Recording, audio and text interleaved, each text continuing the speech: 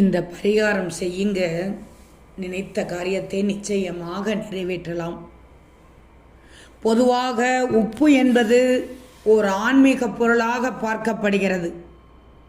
ஏனென்றால் இந்த கல்லுப்பு எதிர்மறை ஆற்றல்களை வெளியேற்றி நேர்மறை ஆற்றல்களை வீட்டிற்குள் வர வைக்கும்.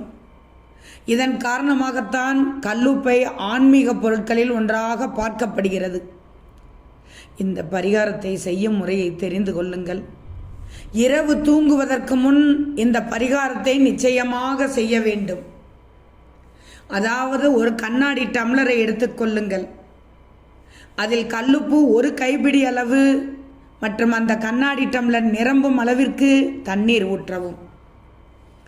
இந்த டம்ளரை நீங்கள் படுக்கும் இடத்திற்கு அருகாமையில் வைத்து உங்கள் மனதில் நிறைவேற வேண்டிய விஷயங்களை மனதில் நினைத்து அந்த விஷயம் நிறைவேற வேண்டும் என்று பிரார்த்தனை செய்துவிட்டு தூங்கச் செல்லுங்கள்.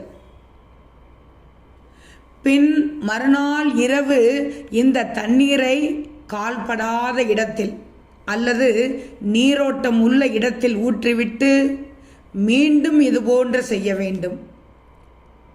இவ்வாறு எத்தனை நாட்கள் செய்ய வேண்டும் தெரியுமா?